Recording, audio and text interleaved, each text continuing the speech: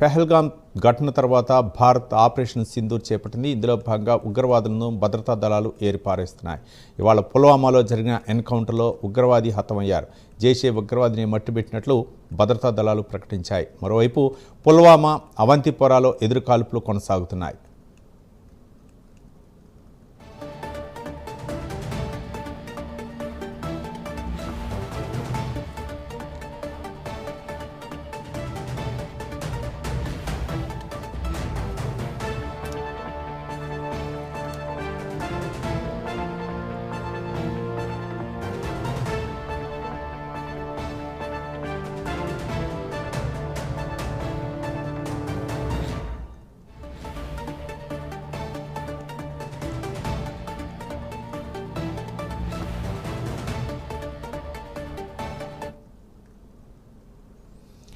పెహల్గాం ఘటన తర్వాత భారత్ ఆపరేషన్ సింధూర్ చేపట్టింది. ఇందులో భాగంగా ఉగ్రవాదులు భద్రతా దళాలు ఏరిపారేస్తున్నాయి. ఇవాళ పుల్వామాలో జరిగిన ఎన్కౌంటర్లో ఉగ్రవాది హతమయ్యారు. జైషే ఉగ్రవాదిని మట్టుబెట్టినట్లు భద్రతా దళాలు ప్రకటించాయి. మరోవైపు పుల్వామా అవంతిపోరాలో ఎదురుకాల్పులు కొనసాగుతున్నాయి. ఘటనకు సంబంధించి మరింత సమాచారం మా నేషనల్ బ్యూరో చీఫ్ కళ అందిస్తారు. కళ. రవి, దాదాపు మనకు కొద్దిసేపటి క్రితము ఏదైతే ఉగ్రదాడులు ఒకవైపు జరుగుతూ ఉన్నాయి, అంటే ఇక్కడ టెర్రరిజాన్ని అంతం చెయ్యాలి అన్నటువంటిది మొత్తం అంతా కూడా కాశ్మీర్ ఫ్రీ టెర్రరిజం అన్నటువంటి కాన్సెప్ట్తో కూడా మొత్తం అంతా కూడా ఏదైతే పెహల్గావ్ దాడి తర్వాత 22వ తేదీన జరిగినటువంటి దాడి తర్వాత అప్పటి నుంచి కూడా అనేక మార్లు అటు కేంద్ర కేబినెట్ అనుకోవచ్చు, తర్వాత ప్రధాని నరేంద్ర మోడీ అధ్యక్షతన త్రివిధ దళాధిపతులతో కూడా సమావేశం జరిగింది. అయితే మొన్న 13వ తేదీన మనకు ఏదైతే సోఫియానాలో జరిగినటువంటి ఎన్కౌంటర్లో దాదాపు 3 ఉగ్రవాదులను కూడా హతం చేయడం జరిగింది.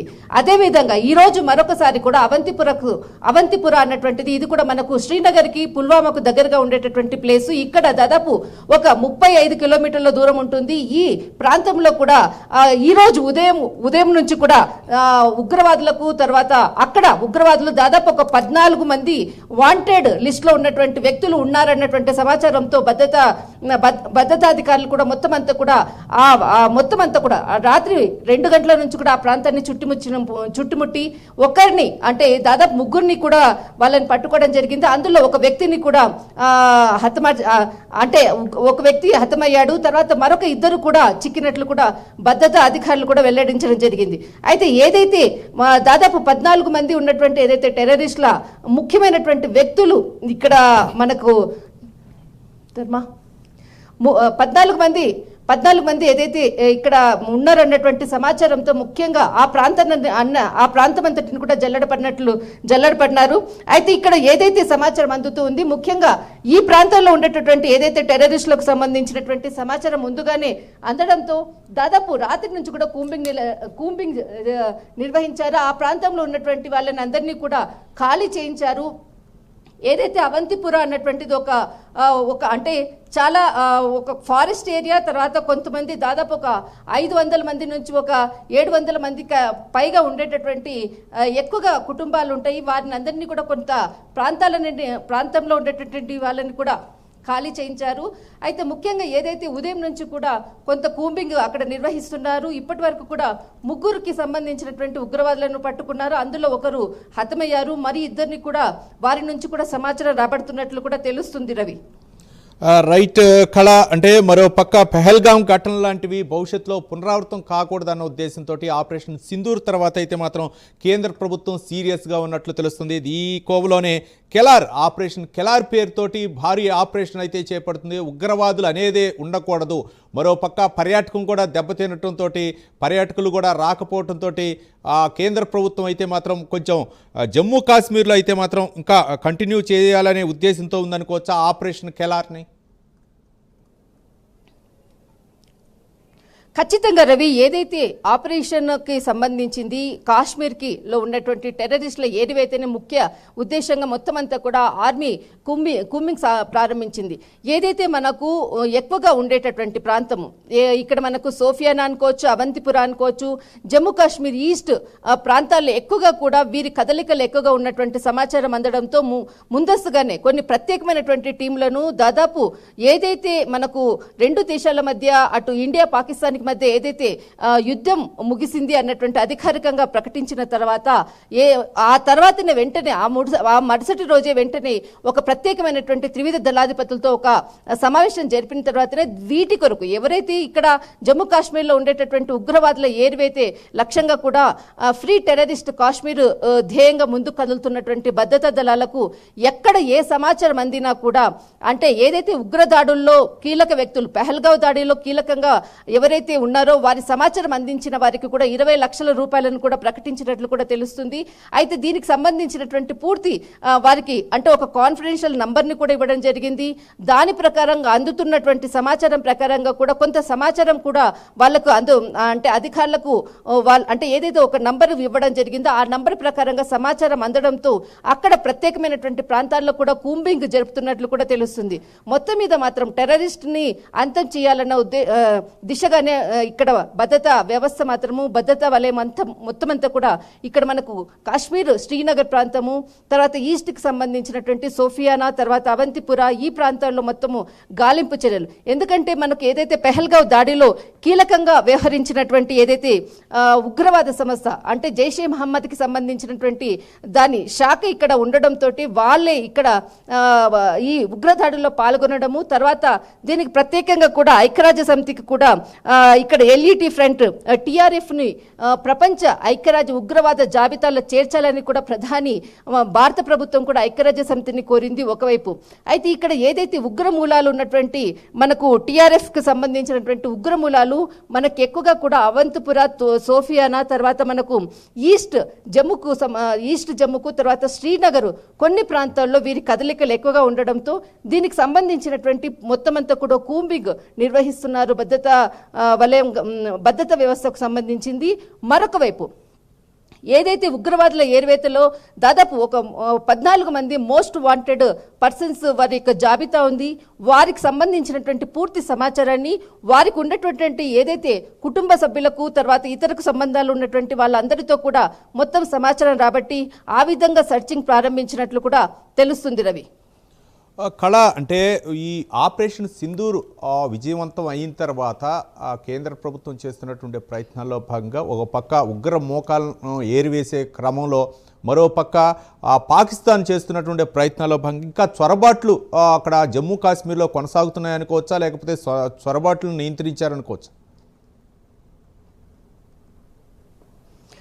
ఇప్పటి వరకు మాత్రము ఏదైతే మనకు పాకిస్తాన్ నుంచి ఉండేటటువంటి ఏదైతే నియంత్రణ రేఖను దాటి జొరపాట్లు వచ్చేటటువంటిది మాత్రం తగ్గుముఖం పట్టింది.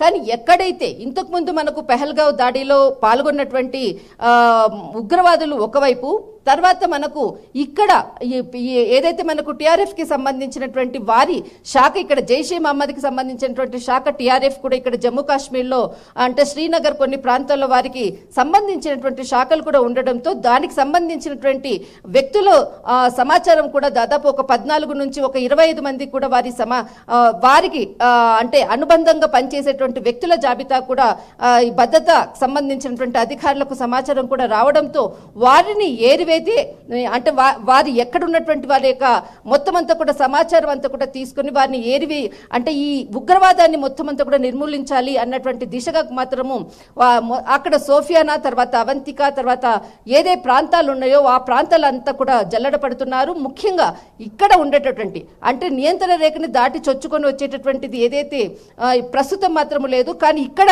ఏదైతే మనకు జమ్మూ కాశ్మీర్ అనుకోవచ్చు శ్రీనగర్ ఈ ప్రాంతాల్లో ఉండేటటువంటి వాళ్ళని మాత్రము ఉగ్రవాదులు ఏదైతే ఉన్నారో వాళ్ళ ఏరివైతే ముఖ్య ధ్యేయంగా మాత్రము భద్రతాధికారులు ముందుకు వెళ్తున్నారు. రవి కళ అంటే ఇప్పుడు అంటే ఆపరేషన్ సింధూర్ కంప్లీట్ అయిపోయిన తర్వాత ఒక పక్క సాధారణ పరిస్థితులు ఏర్పడుతున్నాయని చెప్పేసి ఒక పక్క ప్రభుత్వం చెప్తుంది, అక్కడ జమ్మూ కాశ్మీర్ ప్రభుత్వం కూడా చెప్తున్న నేపథ్యంలో అక్కడ సాధారణ పరిస్థితులు ఎలా ఉన్నాయి? అంటే స్కూళ్ళు కానీ లేకపోతే కాలేజీలు కానీ వెళ్తున్నారా? సాధారణ జీవితం అంటే వ్యవసాయ రంగం కానీ లేకపోతే మిగిలినటువంటి ఉద్యోగస్తులు కానీ వాళ్ళ జీవన విధానం ఏ విధంగా కొనసాగుతుంది? అంటే గతంలో లాగా ఉందా లేకపోతే ఏమన్నా భయంగానే వాళ్ళ యొక్క జీవన విధానం కొనసాగుతుంది అనుకోవచ్చు? రవి ప్రస్తుతం మాత్రమే ఏదైతే పాఠశాలలకు సంబంధించింది జమ్మూ కాశ్మీర్ శ్రీనగర్ కి సంబంధించింది మాత్రం స్కూల్స్ ప్రారంభమయ్యాయి. కొంత వ్యాపార వ్యాపారాలు మాత్రం ప్రారంభించారు. కానీ టూరిజం మాత్రం ఇంకా పుంజుకోలేదు. ఇక్కడ మనము ఏదైతే అంటే టూరిజానికి సంబంధించినటి అంటే ఎవరైతే టూరిజం పర్సన్స్ యాత్రికులు కూడా రావడానికి కూడా కొంత భయపడేటటువంటి పరిస్థితులు కూడా ఇంకా ఉన్నాయి అన్న దాంతో కూడా కొంతవరకు ఇంకా పుంజుకోవడానికి కొంత టైం పడుతుంది. మరొక వైపు మనకు అమర్నాథ్ యాత్ర కూడా జూలై 3న ప్రారంభమవుతుంది. దానికి సంబంధించినది కూడా ఒకవైపు ప్రభుత్వము ఏదైతే మనకు ప్రారంభానికి సంబంధించినటువంటి కార్యక్రమాలది కూడా చేపట్టబోతుంది. అయితే మరొక వైపు చార్ధామ్ యాత్ర కూడా ప్రారంభమైంది. కానీ అక్కడ కూడా మనకు అందుతున్న సమాచార ప్రకారంగా అక్కడ కూడా ఎక్కువగా కూడా ఇతర రాష్ట్రాల నుంచి అటు మనకు ఆంధ్రప్రదేశ్, తెలంగాణ, తర్వాత మహారాష్ట్ర, గుజరాత్ ఈ ప్రాంతాల నుంచి ఎక్కువగా చార్ధామ్ యాత్రకు వచ్చేటటువంటి వాళ్ళు ఉండేవారు. కానీ ఈసారి మాత్రము చాలా దాదాపు మనకు ఒక 20% మాత్రమే చార్ధామ్ యాత్రకు వచ్చారు అన్నటువంటిది అక్కడ ఉండేటటువంటి కొంతమంది ఏదైతే వ్యాపారాలు చేసుకునేటటువంటి వాళ్ళు చెప్పేటటువంటి విషయాలు. మరొక వైపు ఏదైతే ఇక్కడ జమ్మూ కాశ్మీర్కి సంబంధించింది, శ్రీనగర్కి సంబంధించింది, ఇక్కడ ప్రస్తుతం మాత్రం టూరిజం ఇంకా పుంజుకోవడానికి ప్రస్తుతం కొంత టైం పడుతుంది. అయితే అమృత్సర్, పంజాబ్కి సంబంధించినటువంటిది అక్కడ మాత్రము కొంత ఇంకా కొన్ని ప్లేసుల్లో ముఖ్యమైనటువంటి చాలా క్లిష్టమైనటువంటి ప్లేసుల్లో మాత్రము అక్కడ కొంత సెక్యూరిటీని కూడా పెంచడము, తర్వాత స్కూల్స్ని కూడా స్టాప్ చేయడం జరిగింది. అక్కడ ఇంకా అక్కడ స్కూల్స్ మాత్రం ఓపెన్ చేయడానికి ఇంకా ఒక 2-3 రోజులు పడుతుంది అన్నటువంటిది అక్కడ ఉన్నటువంటి స్థానికులు చెప్పడంతో ఈ సమాచారం ఉంది. అయితే ఏదైతే మనకు టూరిజము ముఖ్యం, జమ్మూ కాశ్మీర్కి టూరిజం అన్నది చాలా ఇంపార్టెంట్. టూరిజానికే కొరకు ఇక్కడ ప్రజలందరూ కూడా వారికి ఏదైతే మొత్తం అంతా కూడా టూరిజం మీదనే ఆధారపడేటటువంటి వాళ్ళు దాదాపు 85% ఇక్కడ వీళ్ళు ఉంటారు. అయితే ఏదైతే టూరిజం పుంజుకోవడానికి టైం పడుతుంది, వారికి కొంత జీవన పరిస్థితులు మాత్రం కొంత క్లిష్టతరంగా ఉన్నాయి. రైట్, థ్యాంక్ యూ కళ.